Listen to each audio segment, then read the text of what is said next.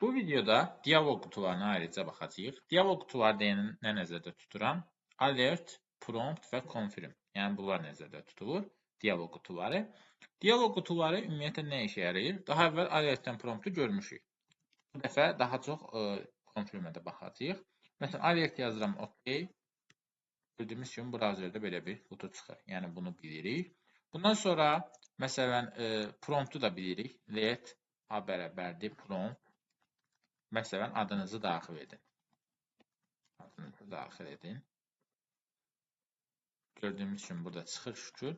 İkinci qiyməti də buraya yaza bilərik. Məsələn, biz ikinci qiyməti yazsaq vergül, məsələn, şükür. Orada şükür sözünün artıq avtomatik olaraq yazılı olduğunu görəcəyik. Şükür şəkildə yazılır.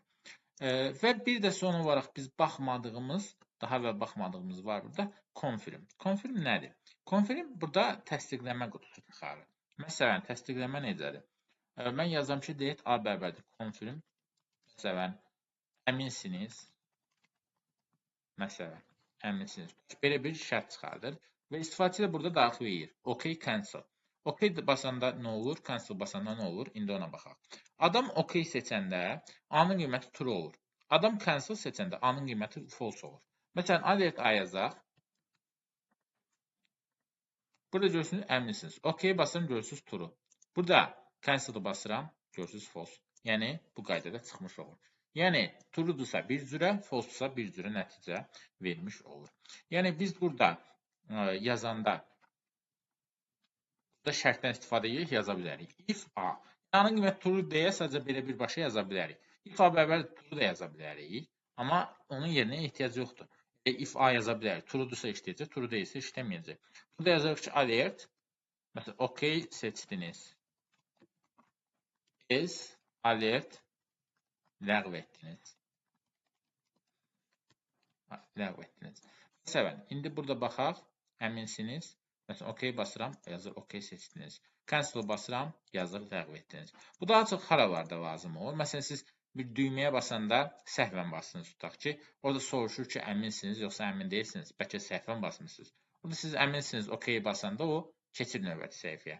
Baxın, o tip hallarda, bax bu qutulardan istifadə oluna bilir. Yəni, confirm qutusu əslində bunlardan, promptdan da, alertdən də önəmlisi, məncə confirmdir ki, burada istifadəçiyə göstərmək üçün önəmlidir. Yəni, istifadəçinin, belə deyim, səhvlərinin qarşısını almaq üçün önəmlidir. Adam tutaq ki, səhv düyməyə basanda, siz ona bu seçimi göstərirsiniz ki, əminsiniz, məsələn, əmindirsə işləyir, məsələn, əmin deyilsə işləmir. Baxın, burada confirm qutusu önəmlidir.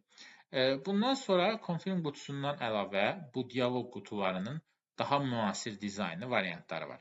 Bunu hazırlamaq üçün ya JavaScript-i yaxşı bilib özünüz hazırlamalısınız, ya da ki, bunun üçün hazır kitabxanalar var. Mən hazır kitabxanaların istifadəsini sizə göstərmək istəyirəm bu dialoq qutularında. Bu daha yaxşıdır. Onun prompt variantı da var, confirm variantı da var, alert variantı da var. Onu da göstərmək istəyirəm sizə. Deməli, bunun üçün Sweet Alert kitabxanası var. Sweet Alert. Sweet Alert yazırıq və burada gördüyümüz kimi çıxır. Məsələn, Sweet Alert deyə çıxır. Fərqli versiyaları ola bilər. Məsələn, burada. Məsələn, burada görürsünüz preview'nu basaq, görürsünüz burada çıxır alertin bu variantı. Görünüş olaraq təbii ki, daha gözəldir. Sadəcə bu birbaşa işləmir. Burada skript var. Bunu götürürük. Düzdür, səhifəyə kənardan fayl salmağa baxmamışıq, amma yenə də mövzunun daxilindədir deyə göstərmək istəyirəm. Bu kodu götürürük, CDN yazılıb. Kodu götürürük, səhifənin yuxarısına əlavə edirik title'dan sonra. Artıq biz swol funksiyasını səhifə daxilində istifadə edə bilərik. Yəni, normalda swol funksiyası yoxdur JavaScript-də, amma biz artıq kitabxananı əlavə elədiyimiz üçün, Sweet Alert kitabxanasını artıq istifadə edə bilərik. Biz məsələn swol yazırıq, xoş gəldiniz. Baxaq indi. Yeniləyirəm səhifəni. Görürsünüz, xoş gəldiniz. Daha gözəl dizaynlı bir şey ortaya çıxmış olur. Mən özüm də bunu saytlarda istifadə edirəm. Alert yerinə bundan istifadə etmək təbii ki, daha əlverişlidir. Çünki daha gözəl olmuş olur. Alert dizaynı məlum məsələdir ki, elə yaxşı deyil. Burada bunun müxtəlif variantları var. Məsələn, görürsünüz, preview. Məsələn, ikincini seçək. Buradan götürüb birbaşa yazıldım elə. Məsələn, ikincini seçək. Görürsünüz, birinci başlıq, ikinci başlıq. Burada yeniləyək səhifəni. Gördüyümüz kimi bu formada çıxmış olur. Bundan sonra bunun müxtəlif nümunələri var. Məsələn, görürsünüz, üçüncü qiymət. Mən sevdiyim budur. Success və error olan formaları var. Məsələn, bunu seçirəm, success. Yeniləyək səhifəni. Baxın, burada success olduğu üçün burada belə bir işarət çıxacaq. Görürsünüz, nə gözəl bir şey alındı. Yəni, alert hara, bu hara. Yəni, müqayisə olaraq deyim, burada çox gözəl bir şey alınmış olur. Məsələn, bunun yerinə error yazdıqda, error yazaq. Bax, görək nə olur. Error yazdıq, gördüyümüz kimi good job. Burada x çıxır, gördüyümüz kimi. Yəni, xətalarda falan bundan istifadə etmək olar. Yəni, uğurludursa success istifadə etmək olar, xəta varsa error istifadə etmək olar.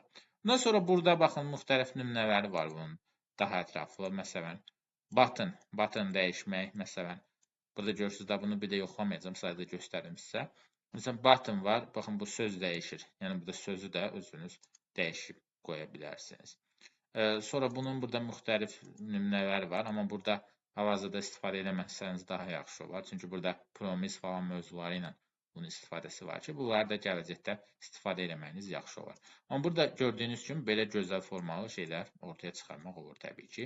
Bunları da gələcəkdə irəlilədikcə istifadə edə bilərsiniz. Hal-hazırda başlanğıc üçün elə sadəcə bunları bilməyiniz, yəni bu sapağının mövcudluğunu, bu kodu yəni var olduğunu bilməyiniz yaxşıdır ki, öz düzəltdiyiniz HTML, CSS-nin hazırladığınız saytlara da bunu tətbiq edə bilərsiniz.